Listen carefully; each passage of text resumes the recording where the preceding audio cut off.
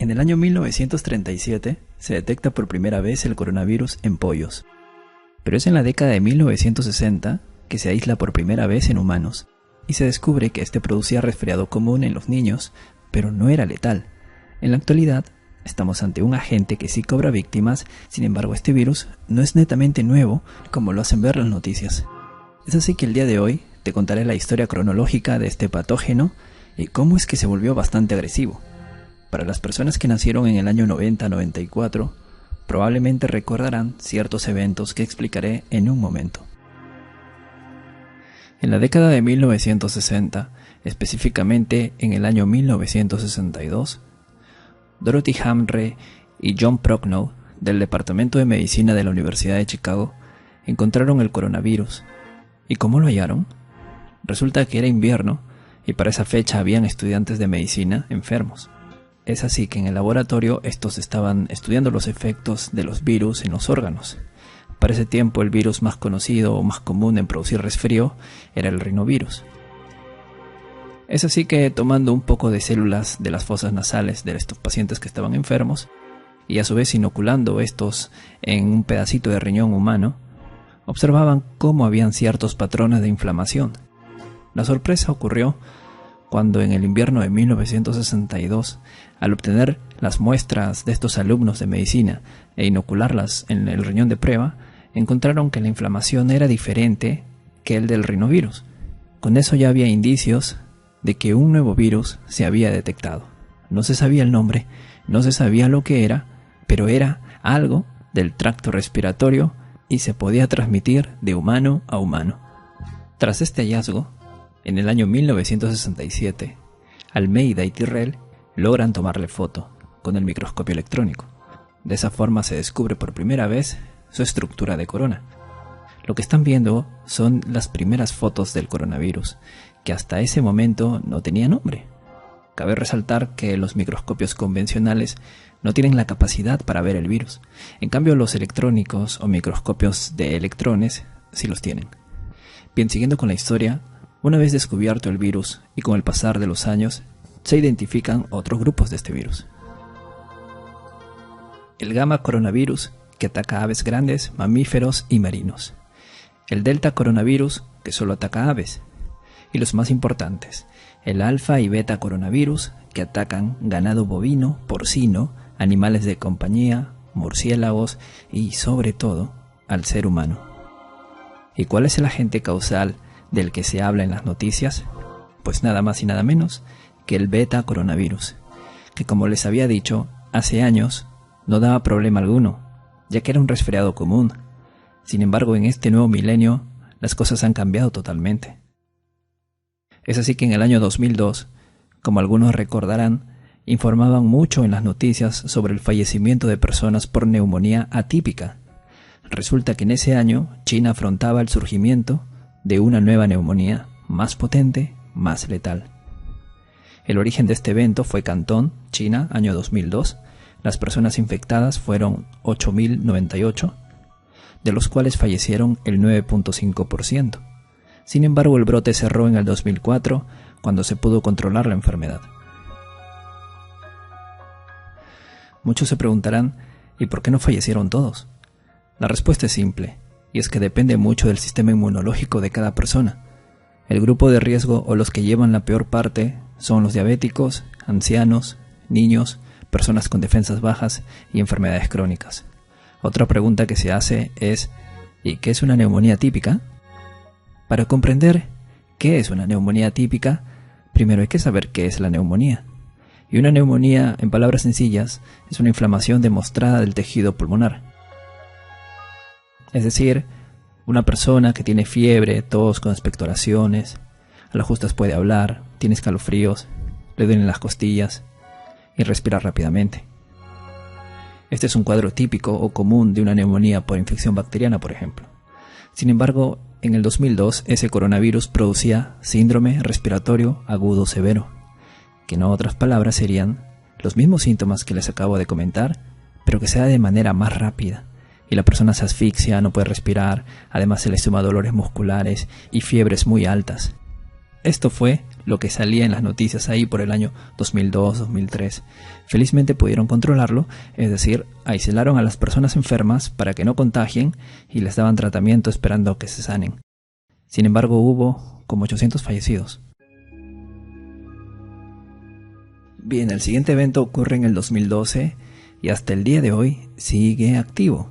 Se trata del mismo virus, el beta coronavirus, pero esta vez en el Medio Oriente. Por tal razón, el diagnóstico es síndrome respiratorio severo asociado a Oriente Medio o Medio Oriente, que es la misma enfermedad que ocurrió en China en el 2002, solo que esta vez el lugar de origen fue Arabia Saudí, por la misma neumonía típica. Lo que sucede es que en este país no hay un control tan estricto como el que hizo China. Y los medios de comunicación, pues, ni lo han hecho notar, ¿no? Con esto ya tenemos la información de que el virus siempre ha estado, solo que produce una neumonía muy potente y si uno tiene defensas bajas corre mucho riesgo. Pasemos ahora a la parte final, el coronavirus actual. ¿Qué ha sucedido? En primer lugar, se sabe que el virus es del mismo género, o sea, el beta coronavirus. Sin embargo, este ha mutado. Por tal razón es llamado nCoV 2019. Es decir, novel o nuevo coronavirus, y entraría a tallar como una enfermedad reemergente. Para que se pueda entender, es como si de repente apareciera el primo del VIH, y ya no solo te baja las defensas, sino ahora te deja calvo, algo así. Por tal razón las autoridades se alarman y tienen que poner en cuarentena a las personas, y es necesario crear un ambiente especial. Por tanto, es digno de admirar la labor que está haciendo China para controlar la enfermedad. Algunas personas se preguntan, ¿cómo es que aparecen los virus? La respuesta es simple, y es que el 75% de las enfermedades emergentes o nuevas son una zoonosis, es decir, la transmiten los animales. Por ejemplo, lo más aceptado del VIH es que el virus de inmunodeficiencia del simio fue transmitido al ser humano,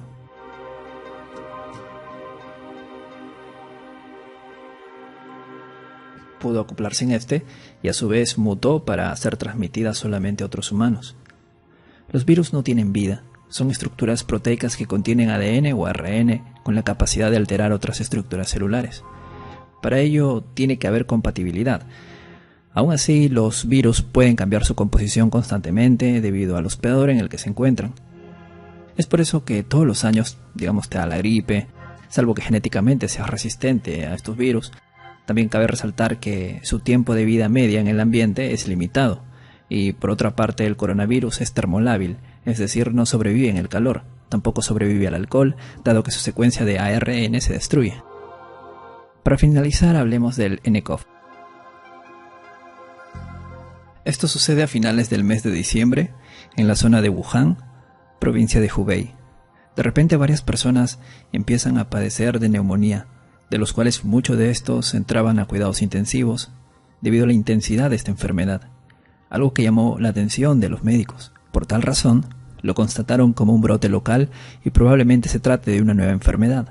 Es así que al hacer las preguntas a los pacientes, estos decían que habían estado en el mercado de pescados y mariscos de Wuhan. Por lo cual, el 1 de enero se cerró ese mercado, y las autoridades chinas informan a la OMS sobre una serie de casos de neumonía de origen desconocido. Cabe resaltar que en el mercado existen animales vivos y humanos que conviven, por tal razón podría tratarse de una zoonosis. El 7 al 8 de enero, tomando muestras de los pacientes enfermos, los científicos encuentran que se trataba de una nueva cepa de coronavirus y fue catalogado como nCoV. El 11 de enero sucede la primera muerte producto de este patógeno. El 12 de enero, China informa la secuencia genética de este virus. De esa manera ya se pueden hacer los primers o cebadores que permiten identificar el virus mediante exámenes de laboratorio. El 13 se notifica el primer caso o persona infectada fuera de China. El 17, un artículo publicado en el Imperial College de Londres advierte que el número de casos de Wuhan es cerca de 1700. El 20 se confirma que el virus se puede transmitir entre humanos. El 23, la OMS reconoce la emergencia china, pero asegura que es prematuro hablar aún de una emergencia sanitaria a escala mundial. El 24 se confirma el primer caso en Francia. El 25, más de 40 fallecidos y 1000 casos confirmados, además de 56 millones de personas confinadas en la provincia de Hubei, o mejor dicho, puestas en cuarentena. El 28, varios países organizan la repatriación de sus ciudadanos a China. Asimismo, el país solicita que los traigan de vuelta, dado que son 5 millones de personas que salieron de Wuhan antes de que la ciudad se haya declarado en cuarentena, y por tal razón hay preocupación de que pueden ser posibles portadores del coronavirus. Lo que sucede es que algunas de estas personas viajaron por vacaciones de Año Nuevo lunar y otros huyendo de la epidemia. De hecho, gran parte del segundo grupo abandonó la capital de la provincia de Hubei y se dirigió a ciudades vecinas. Aunque el Estado moviliza grandes lotes de materiales y suministros médicos hacia Hubei, las autoridades locales advirtieron que había un gran déficit de estos productos por la cantidad de enfermos que surgen a diario. Ahí salen las noticias de esto del hospital construido en 10 días, por ejemplo. El 29 de enero se confirma que la epidemia, o pandemia ya en este caso, supera la cantidad de casos registrados durante la epidemia del 2003, que fueron cerca de 8.000 personas. Actualmente ya vamos cerca de 10.000, hoy 31 de enero. Les dejo en la descripción del video el mapeo hecho por la Universidad de Johns Hopkins, donde se aprecia la cantidad de estos casos confirmados, o sea que tienen la enfermedad verazmente, así como cuántos han fallecido y cuántos se han recuperado. El 26 de enero habían cerca de 3.000, ahora ya hay casi 10.000, y probablemente seguirá subiendo.